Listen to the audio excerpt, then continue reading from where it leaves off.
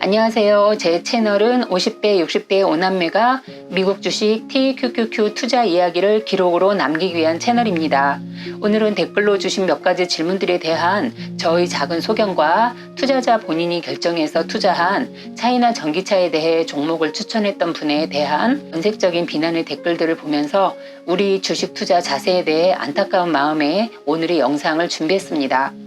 먼저 약속드렸던 대로 셋째 언니의 계좌를 공개하고 시작할게요. 이어지는 5남매 중 셋째네의 계좌를 보시면 형편이 어려운 가운데에서 작은 금액으로 투자 중인 언니인데요. 투자금이 없어서 투자를 못한다는 핑계는 변명받게 되지 않음을 증명하는 계좌입니다. 셋째네는 23년 5월 24일 종가 기준 계좌인데요. 총 투자 금액이 약 730만 원입니다. 장기 계좌의 매입 총 금액은 660만원, 보유 수량은 223주, 평가 손익은 242만원, 손익률은 36.64%, 평균 매수 단가는 23.89달러입니다. 여기서 중요한 시사점이 있는데요. 계좌의 평가 손익률은 36.64%인데요. 적지 않은 수익률임에도 불구하고 평가 수익 금액은 242만 원인 것을 알 수 있어요. 아무리 수익률이 높아도 보유 수량이 많지 않으면 수익 금액이 얼마 되지 않는다는 사실을 확인할 수 있습니다. 물론 660만 원을 투자해서 240만 원의 수익이 적다고 말할 수는 없겠죠. 우리가 주식 투자해서 100% 수익률에 도달한다는 것 자체도 어려운 일이지만 설령 투자 원금 660만 원 대비 100% 수익률을 달성했다 하더라도 수익 금액이 660만 원밖에 되지 않는다는 사실입니다. 만약에 투자 금액이 1억이라면 6.6%의 수익률만 발생되면 660만 원의 수익금을 하룻밤에도 달성할 수 있다는 게 포인트입니다. 때문에 우리는 친구 만나서 비싼 음식점에 다니면서 인스타그램에 인증샷을 올린다거나 백화점 쇼핑 다니면서 화려한 치장에 신경 쓸 게 아니라 커피값을 아껴서라도 TQQQ 한 주라도 더 사 모아야 하는 이유가 되는 것이죠. 수량이 많아야 상승기에 폭발적인 수익금을 맛볼 수가 있기 때문에 수량이 곧 값임을 잊지 마세요. 이번에는 셋째네 단기 계좌를 보시겠는데요. 투자 금액은 99만 3천 원, 보유 수량은 28주, 수익 금액은 13만 9천 원, 수익률 14%, 평균 매수 단가 26.56달러입니다. 너무 귀엽죠? 이 계좌는 처음에는 단기 매매 목적이었으나 팔지 않고 쭉 장기로 갑니다. 다음은 단기 매매를 얻은 수익금을 이 수익금 계좌로 모아서 다시 TQQQ를 재매수한 수익금 계좌 잔고인데요. 매수 금액은 200여만 원, 보유 수량 73주, 수익 금액은 81만 3천 원, 수익률은 38%, 평균 매수 단가는 29.32달러입니다.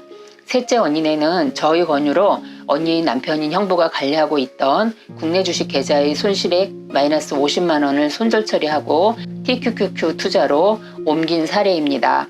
다음은 슬기로운 주식 투자 생활을 하자는 의미로 차이나 전기차에 대한 이야기를 조금만 해볼게요. 먼저 저에게 이 종목에 대해서 질문 주신 분들이 계시는데요.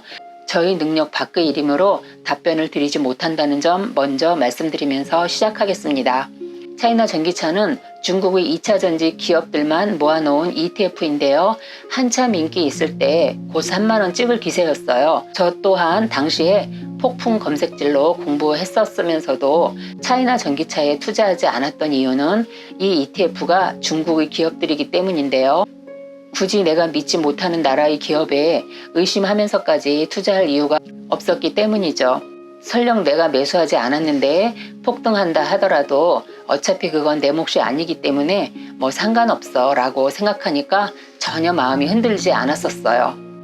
뉴스를 통해서 중국 기업들의 회계 결함과 투명성에 대해서 꾸준히 의심받고 있다는 사실들을 알고 있었고, 더구나 중국은 투명한지 아닌지를 밝히는 것조차에도 응하지 않는다는 등의 뉴스들을 심심치 않게 접해왔는데요. 이런 뉴스들을 평소에 많이 접하다 보니까 중국 기업들에 대한 신뢰가 가지 않았었고, 그래서 저는 차이나 전기차 투자를 포기했던 종목입니다. 제가 꼭 하고 싶은 말이 있어서 소재로 선정한 거랍니다. 우리는 성인이니까 본인의 결정에 대한 결과에 대해서 남을 원망한다면 앞으로 어떤 일에도 도전해서는 안 된다는 말씀을 드리고 싶어서예요. 중국의 2차 전지 회사들이 지금 망한 것도 아닌데 지금 주가가 하락했다고 해서 누구를 증오하고 이런 자세는 옳지 않기 때문이죠. 내가 왜 차이나 전기차에 투자했었는지에 대한 초심을 잃지 않는 게 투자의 핵심입니다. 우리는 손실에 익숙해지는 투자가 아닌 수익에 익숙해지는 투자를 해야 합니다. 그래서 미친 듯이 공부해야 하는 이유입니다. 이번에는 다른 질문 주셨던 것 중에 제가 배당 투자를 하지 않는 이유인데요. 요즘 많이 투자하는 배당 ETF는 JPI와 SCHD가 있는데요. 저 개인적으로 회사에서 연말에 법인 결산 후에 배당금을 남편과 둘이 매년 수령하고 있어요. 배당금이 많아지면 건보료 폭탄을 맞게 됩니다. 모르시는 분들을 위해서 잠시 언급드려 본다면 직장인들이 건강보험료 부과에는 회사에서 받는 급여에서 매월 납부하고 있는 건강보험료가 있고요.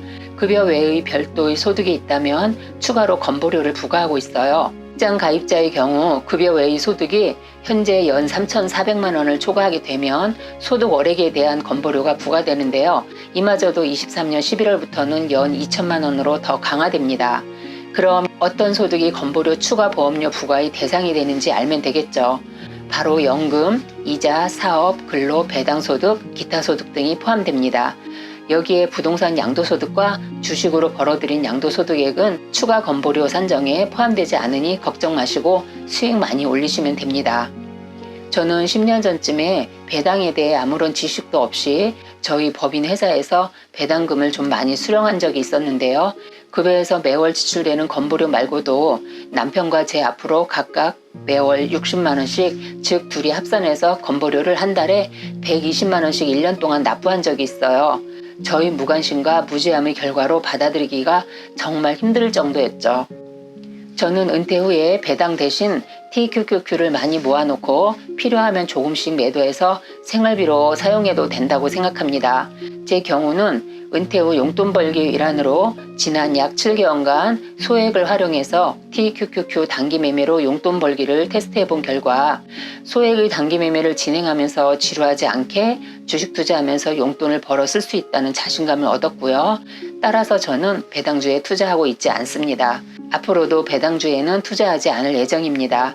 조금만 노력하면 더 많은 돈을 벌 수 있으니까요. 그리고 세금 관련해서 영상 제작해달라는 분들이 계셨는데요.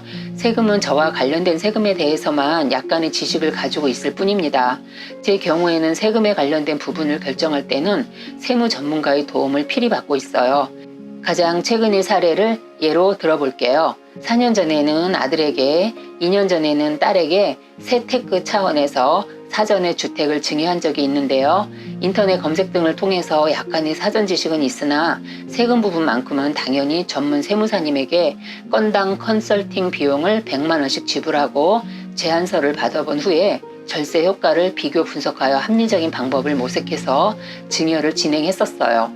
컨설팅 비용이 아까운 생각이 들 수는 있겠으나 세무 전문가의 고급 서비스에 대한 비용을 절대로 아까워하면 안 됩니다. 그 이상의 경제적 가치가 더 크기 때문이죠. 우리가 주식 투자 또는 부동산 투자하면서 얻은 양도 차익에 대해서 세금 무서워서 투자 못하는 분들이 계시는데요. 소득 있는 곳에 세금 있다입니다. 세금을 납부할 수 있는 위치에 있다는 것이 얼마나 행복한 일인지 직접 경험해 보시면 되겠죠. 오늘은 구독자분들의 댓글 질문을 모아서 영상을 제작해 보았는데요. 오남매의 TQQQ 투자 이야기가 계속 궁금하시면 구독, 좋아요, 알림 설정까지 꾹 눌러주세요. 감사합니다.